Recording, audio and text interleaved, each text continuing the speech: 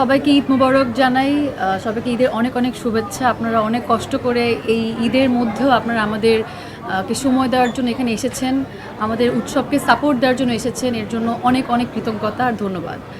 আর এই ছবিতে আসলে আমি যুক্ত হতে পেরে আমি খুবই লাকি মনে করি নিজেকে, কারণ এত গুণী আর্টিস্টদের সাথে কাজ করাটা একটা সৌভাগ্যের ব্যাপার।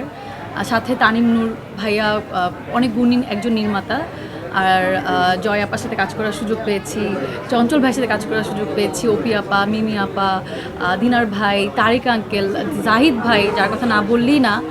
তো ভালো লাগছে এই সিনেমার সাথে যুক্ত হতে পেরে। গতকাল থেকে অডিয়েন্সের অনেক অনেক ভালোবাসা পেয়েছি, অনেক শুভকামনা পেয়েছি। খুব ভালো লাগছে এই ছবিটার সাথে যুক্ত হতে পেরে।